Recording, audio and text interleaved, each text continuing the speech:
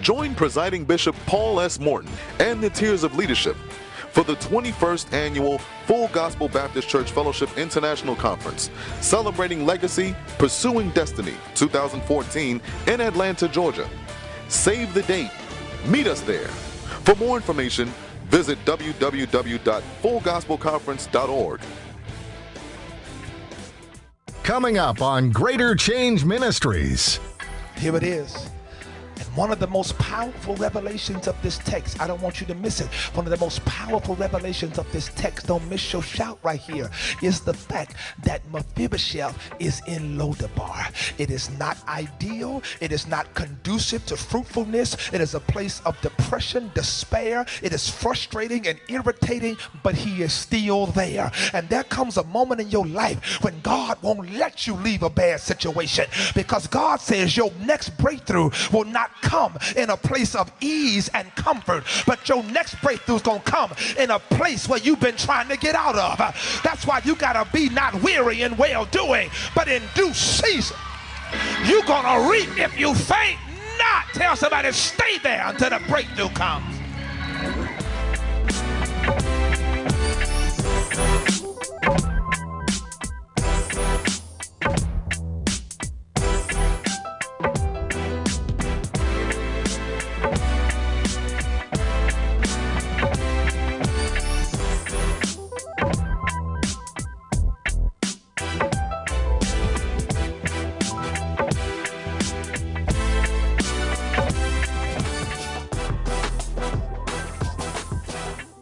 God bless you, my brothers and sisters. We greet you in divine love. Listen, today is going to be an exciting day. In fact, you need to call somebody right now, because I just believe God puts an Elijah and an Elisha together.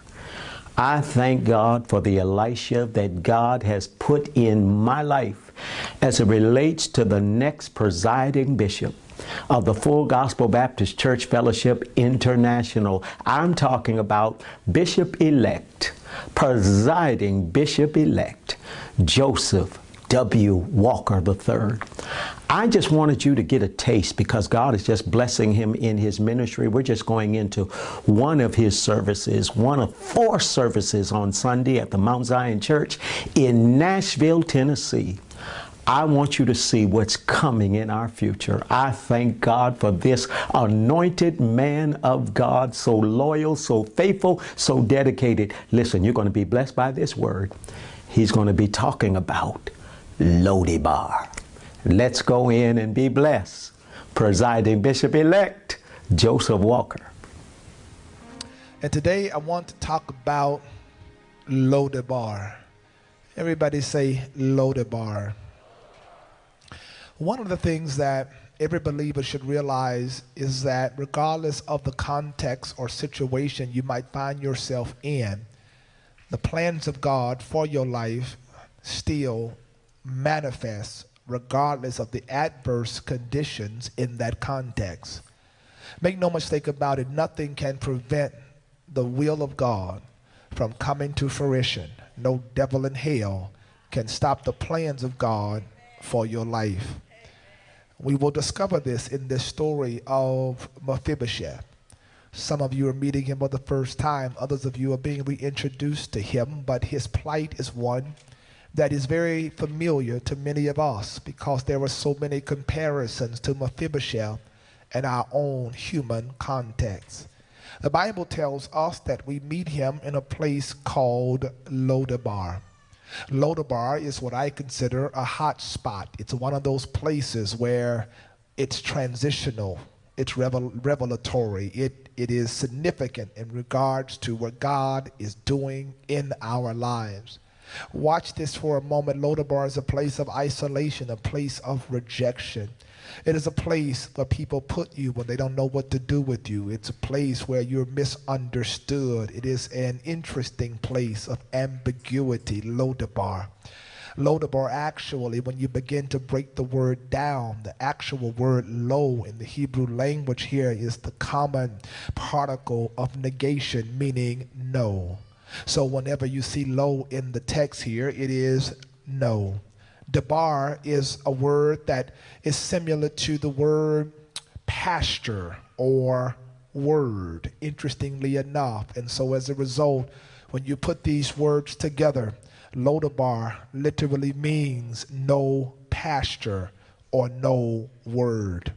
Imagine that. It's a place where the grass is not green. There is no vegetation. There is no life. There is no fruitfulness. It is a barren place. And to add insult to injury, it is a place where there is no word. There is no revelation. And make no mistake about it, people of God, a lot of folk up in here today have been in Lodebar. And some of you are in Lodebar situations right now. Lodebar can be in your spirit, can be in your mind, can be in your human context. Many of you will leave church today and have to go home to Lodebar.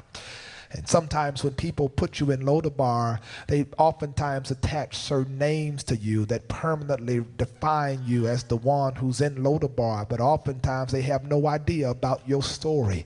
People make assumptions about you being a Lodebar without having a comprehensive understanding of how you got there. But I've come to tell you today that no matter how dismal it may appear to be in Lodebar, that Lodebar can be a place where you can experience your greatest turnaround. Lodebar can be a place where you can experience your greatest breakthrough. God has the power to meet you in Lodebar and turn your situation around.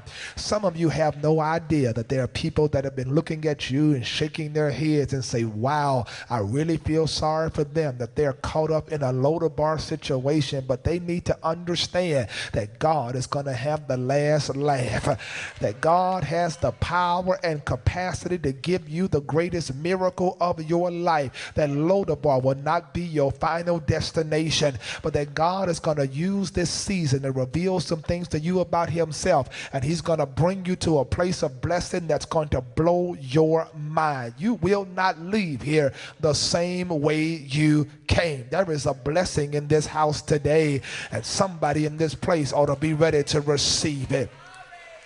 David, King David, comes to the throne, and it is interesting because, as you know, King David was literally anointed to be king of Israel. Saul had come to the throne a different way, but we do recognize that whenever there is a transition of authority in Israel, of power, the incoming king can do what he will with the old regime. And it was customary to literally annihilate all those who were in allegiance to the old king as the new king would come to the throne. But this wasn't the case with David, because the Bible declares that when David comes to the throne, he rises up one day, and David literally declares, is there anybody left after all the things that have happened, after so many have been annihilated during the transition? Is there anybody left in the house of Saul that I can show kindness to? May I park here just for a moment and declare that he did not say, was there anybody qualified or anybody worthy, but he said, was there anybody left? And I'm talking to a remnant of people here today who have survived something that somebody else didn't survive. And the truth of the matter is, you in that crowd that can say, I'm one of the ones that's left. I may not have everything I'm supposed to have, but I thank God that I'm still here. Everything may not be like I want it to be, but I thank God that I'm still here. Tell somebody, I'm a survivor. I'm here. I'm here. And here it is. Is there anybody left in the house of Saul? And Ziba, the king's servant, comes, and Ziba says to David, David, there is one. Who is he? His name is Mephibosheth. He is the son of Jonathan. He is the grandson of Saul. You have to understand the relationship between David and Jonathan, with that Jonathan loved David. And the Bible declares now that Jonathan has a son, and that son is Mephibosheth. Where is he? He is in the house of Machir, and he is literally in Lodebar. He's in a place of no pasture. He's in a place of no word. He's in a place of despair. He's in a place where there is no productivity. And watch what King David requires. King David on the throne says, tell him that the king wants to see him. Regardless of his situation, he needs to know that he has an invitation from the king. And from that moment, Ziba left, and Ziba went looking for Mephibosheth. Now, I need you to understand something, people of God, that when you begin to look at him in Lodebar, the question has to be raised, what is it that caused him to be in a context like that? When you can understand how Mephibosheth got in Lodebar, maybe you can understand how you and I end up in places that are inconsistent with God's will for our lives. Let's look carefully, first of all, at his challenging dilemma, because the truth of the matter is his dilemma is rooted in his paralysis. I want you to get this. Look, if you will, at 2 Samuel chapter 4 and verse 4. Let me introduce him to you. The Bible says that Jonathan, Saul's son, right, had a son who was lame on his feet. How did he get lame? Well, when he was 5 years old, when the news about Saul and Jonathan came to Jezreel. Wait a minute, what happened? Remember, there was a great conflict, a great war, and Saul had been killed and Jonathan had died. But look at what happened. But the nurse, in an attempt to save the baby child, grabbed this 5-year-old child and fled from the war. And the Bible says, and it happened as she was running out making haste to flee, the Bible declares that he fell because he was lame. His name was Mephibosheth. Here is the reality of his paralysis. When you look at his paralysis, you must do thorough analysis, because here it is, that the truth is that he is lame because of the carelessness of somebody else, that somebody picked him up but got distracted, was not completely focused, and dropped him. And as a result of being dropped at 5 years old, he does not have the ability to progress at the pace in which God has intended for his life. And we can go and be honest today. There's a crowd of folk in here today that are struggling with the same kind of paralysis.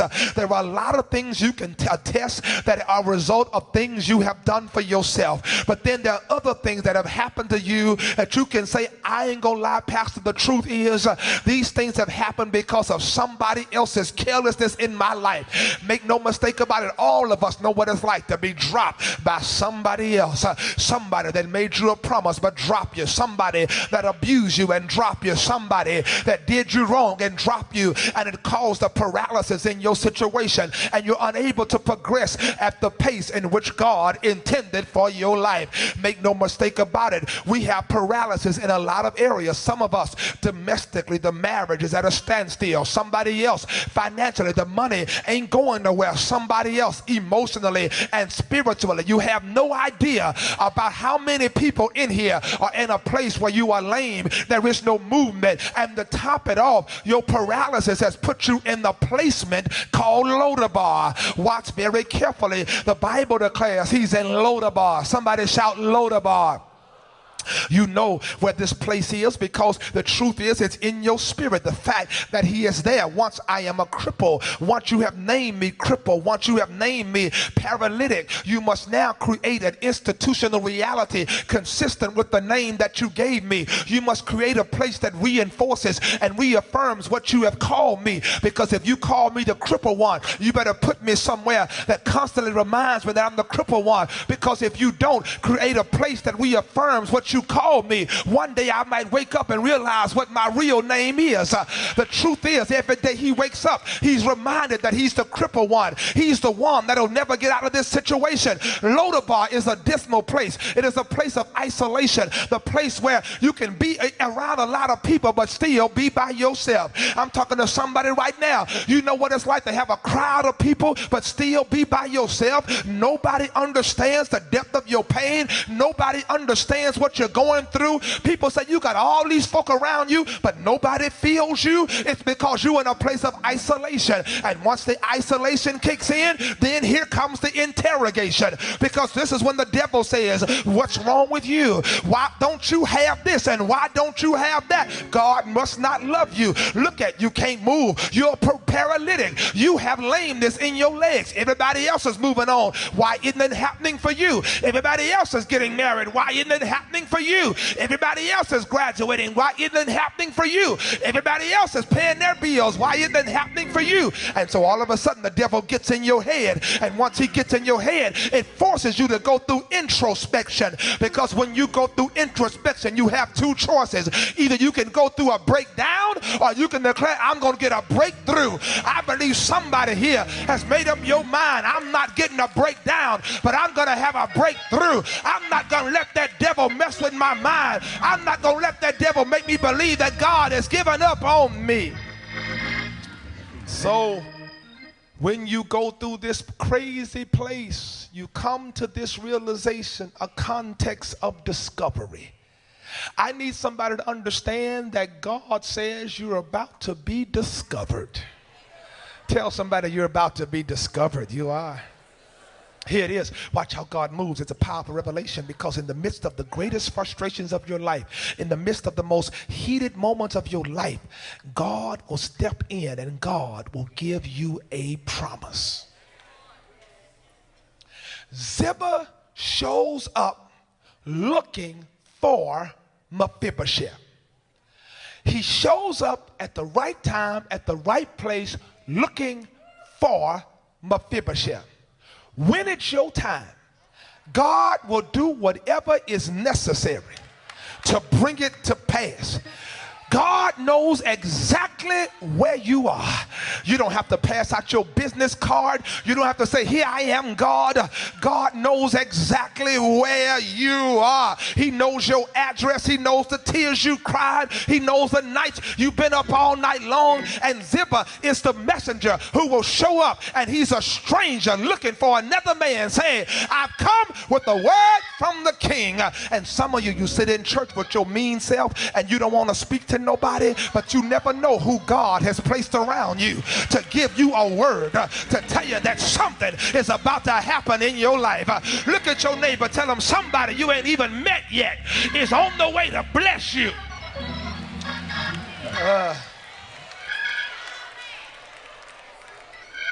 Here it is. And one of the most powerful revelations of this text, I don't want you to miss it. One of the most powerful revelations of this text, don't miss your shout right here, is the fact that Mephibosheth is in Lodebar. It is not ideal. It is not conducive to fruitfulness. It is a place of depression, despair. It is frustrating and irritating, but he is still there. And there comes a moment in your life when God won't let you leave a bad situation, because God says your next breakthrough will not come in a place of ease and comfort, but your next breakthrough is going to come in a place where you've been trying to get out of. That's why you got to be not weary in well-doing, but in due season you're going to reap if you faint not. Tell somebody, stay there until the breakthrough comes. I know they don't like you on the job, but stay there. I know they roll their eyes at you, but stay there. I know it's hell and high water, but stay there. You stay there until the breakthrough shows up. Ziba represents release. Ziba represents release. Here it is. It is a powerful revelation. Don't miss this. And so when Ziba shows up, where does he go? Ziba goes to Lodebar. What is Lodebar? No pasture, no word. Where has Mephibosheth been? In a place with no word. Ziba shows up with a word, and he goes to a place where there has been no word. And when Mephibosheth gets the memo, he does not ask anybody, what do you think I should do? Do y'all think I should go with this man? Because when you've been in hell that long And when you finally get a word, you can care less what people think about it. You pack your bags, get your stuff together, and you say, I'm out of here. I wish I had a witness up in here today. Tell your neighbor this is your last day in Lodebar. King wants to see you. King wants to see you. King wants to see you. King wants to see you. King.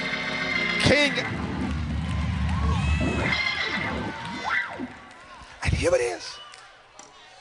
I want you to get something. Don't miss this.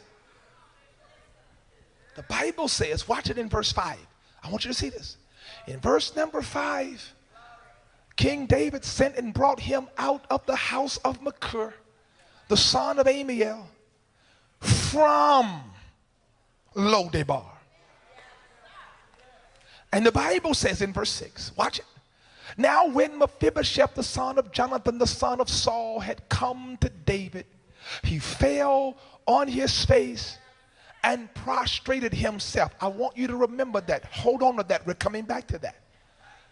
Then David said, Mephibosheth. And he answered, here is your servant. And David said to him, don't fear. I know what you're thinking. You're thinking, because I'm on the throne, I'm going to annihilate you. You're thinking, because you were a part of the old regime, I'm going to kill you. I have a right to. But no. I'm not going to kill you. I'm going to show you kindness for your daddy's sake. And I'm going to restore to you all the land of Saul, your granddaddy. And you are going to eat bread continually at my table.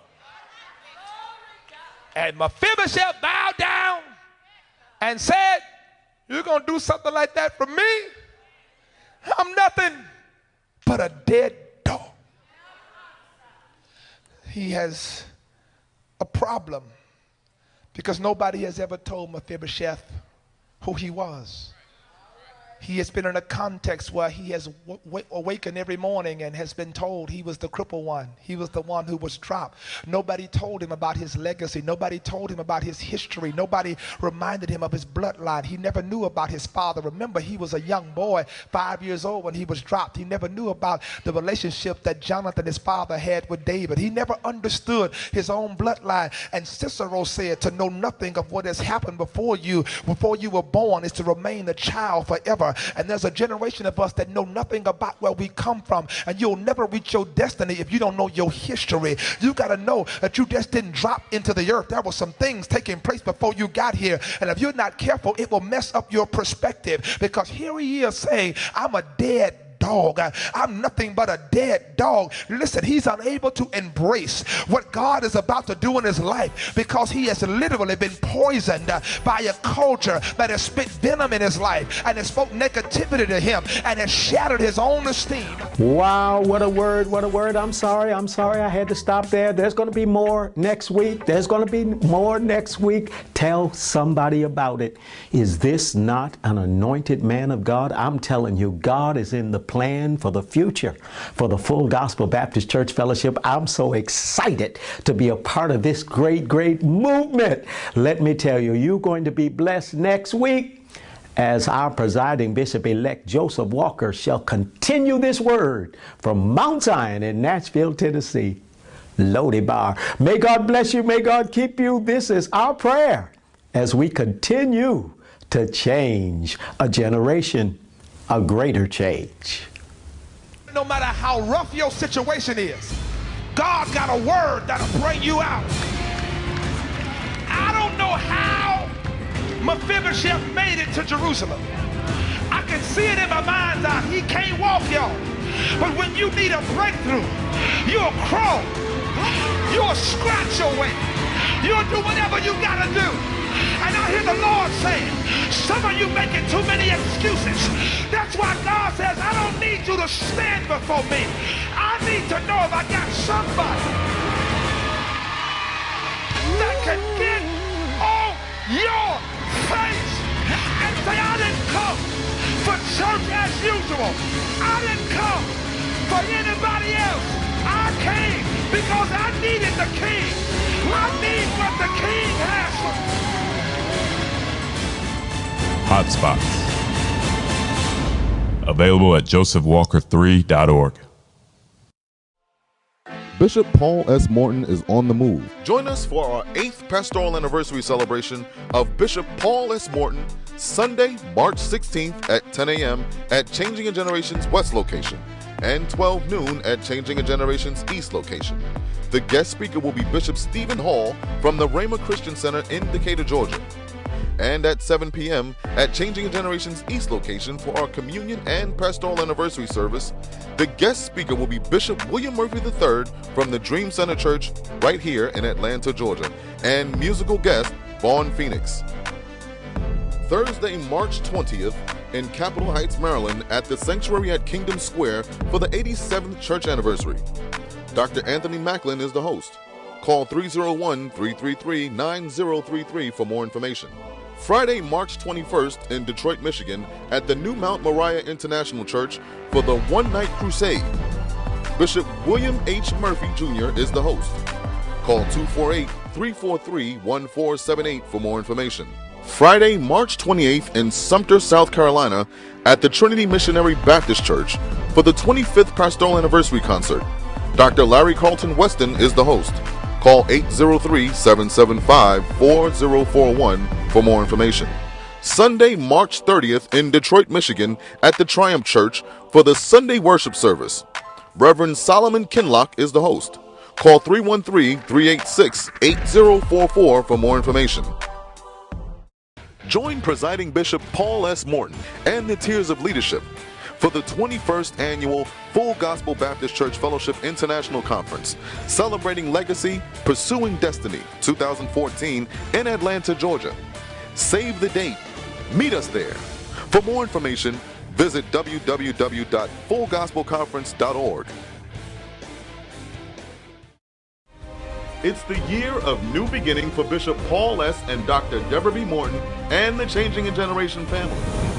You're celebrating our 8th-year church anniversary, and all year long, you're invited to fellowship with us. One church in 2 locations.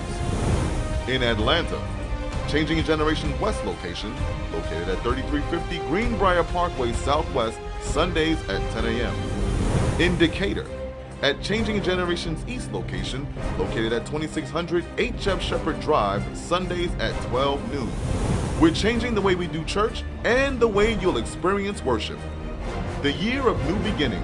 Happy 8th anniversary, Changing a Generation Atlanta and Decatur. Yes, we're still shifting with the cloud.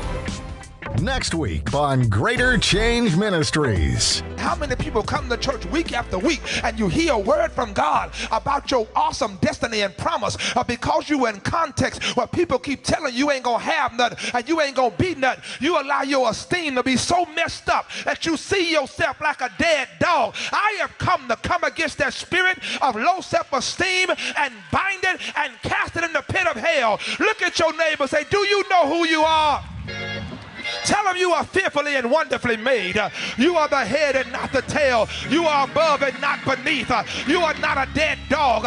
It is not what people say about you. It is about what God says about you. You are not what they say about you. You are what God says about you. You have vision in you, dreams in you, greatness in you, destiny in you. And it doesn't matter who rejects you, who labels you. You are God's child. Get it? You are a part of a generation that it's in your blood. Some things you just can't help because it's in your blood. Some blessings you just can't help because it's in your blood.